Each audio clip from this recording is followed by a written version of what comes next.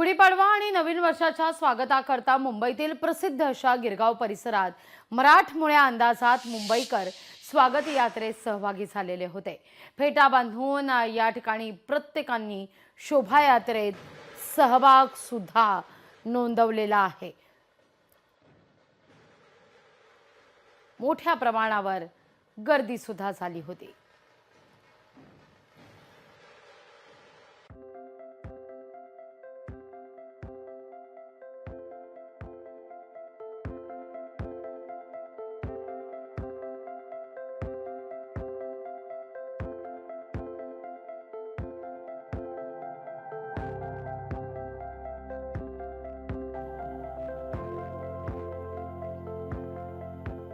गिरगावमध्ये जी स्वागत यात्रा निघते, या स्वागत यात्रेमध्ये ज्या तरुण आणि तरुणाई जी आपल्याला पाहायला मिळते त्यांचे फेटे जे आहेत निहार दरवर्षी बांधत असतो। निहार, लोकशाहीमध्ये खरं तर स्वागत तुझं, काय सांगशील आणि आज आम्हाला नेमका कोणत्या पद्धतीचा फेटा बांधून दाखवणार आहेस? आपल्याकडे वेगवेगळ्या पद्धतीमध्ये फेटे महाराष्ट्रात सगळ्यांना माहिती बांधले जातात।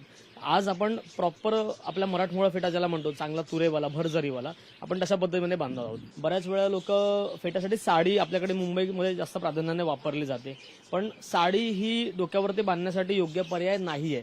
त्यासाठी पारंपरिक कापड आहेत, पण जरी आपण साडी सेकंडरी यूजच्या हिशोबाने आपण जेव्हा बघण्याचा प्रयत्न करतो तेव्हा त्याच्यामध्ये पैठणी, सिल्क किंवा जरीच्या साड्यांकडे न वळता आपण कॉटनच्या साड्या पण अवेलेबल आहेत मार्केटमध्ये, आपण त्यांच्याकडे थोडंसं लक्ष दिलं पाहिजे। खरं तर विविध प्रकारचे फेटे आहेत, त्यामुळे पारंपरिक पद्धतीत आपला मराठमोळा अंदाज असलेला हा फेटा निहारने बांधायला घेतलेला आहे। किती वर्षापासून तू इथे येतोयस?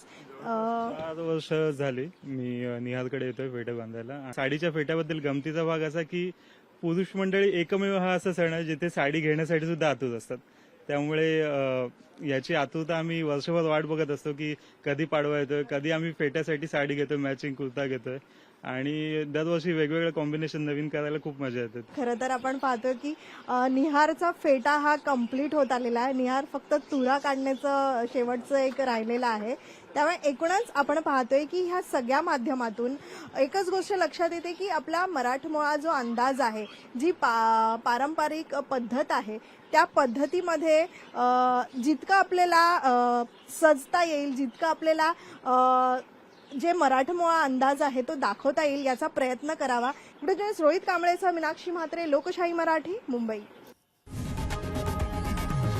लोकशाही मराठी ऐका, पहा, जागरूक रहा।